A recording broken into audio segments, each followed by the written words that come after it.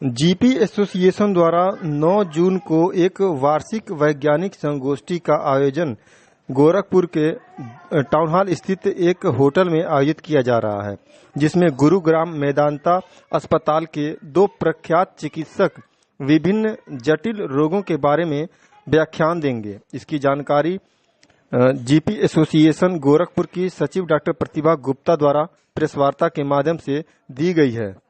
और अच्छे से अच्छे टेक्निक का प्रयोग कर सके, इसी के बारे में व्याख्यान होगा।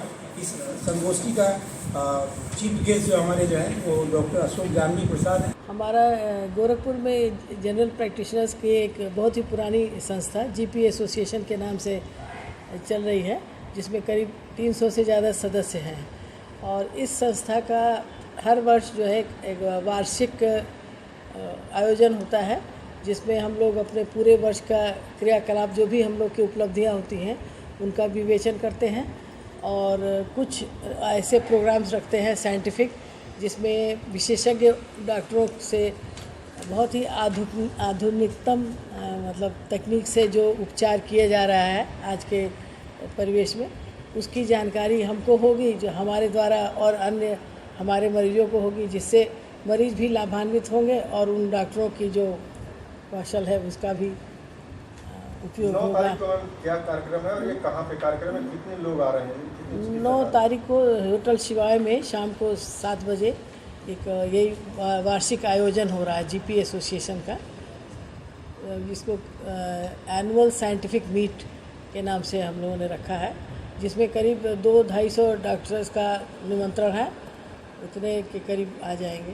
कहाँ से डॉक्टर आ रहे हैं? गोरखपुर के ही सदस्य, हमारे पूरे सदस्य आएंगे। और जो स्पीकर्स हैं वो दिल्ली मेदांता गुड़गांव से है, एक वो भी स्पाइनल सर्जन वहाँ से गोरखपुर से। क्या विशेष जानकारियाँ दी जाएंगी? विशेष जो टेक्निक अभी तक जो यहाँ पर पुराने टेक्निक से सर्जरी हो रही थी, उसके अलावा जो विशेष टेक्निक जैसे बिना चीर फाड़ के ये होता है कि साइबर नाइफ एक नई टेक्निक है, जिसमें बिना चीरे के ही ट्यूमर का ऑपरेशन किया जाता है, उसकी जानकारी देंगे। और बाकी और जो आधुनिकतम इलाज स्पाइनल सर्जरी के अलावा और कौन सा है,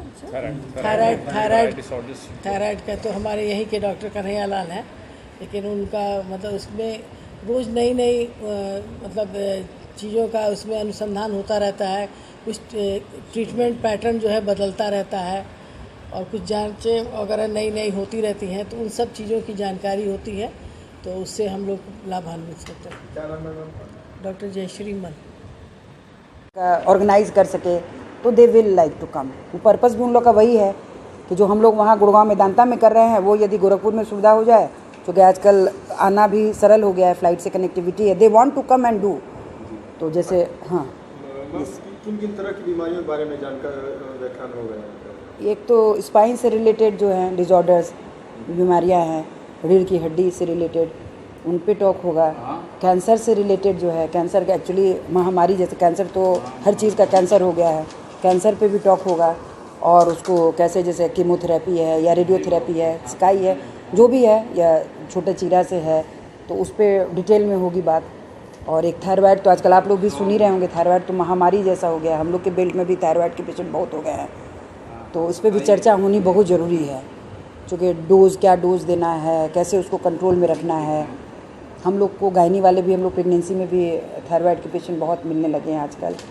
मेल्स में भी आजकल थायराइड के पेशेंट काफ़ी देखे जा रहे हैं। तो थायराइड का जो पेशेंट बढ़ रहा है, इसकी मुख्य वजह क्या है? अब ऐसा तो बहुत कुछ कहा तो जाता है, जैसे बुक में जो है आयोडीन डिफिशियंसी है।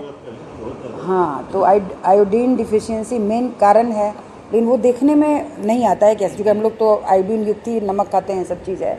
लेकिन फिर भी बहुत कारण तो नहीं उसको एनालाइज कर सकते हैं, लेकिन समहाउ ये पेशेंट बहुत बढ़ रहे हैं। हम लोग के क्षेत्र में बहुत ज़्यादा हो गए हैं थायराइड के पेशेंट। क्या नाम है आपका? मैं डॉक्टर प्रतिभा गुप्ता, जीपी एसोसिएशन की सेक्रेटरी हूँ मैं।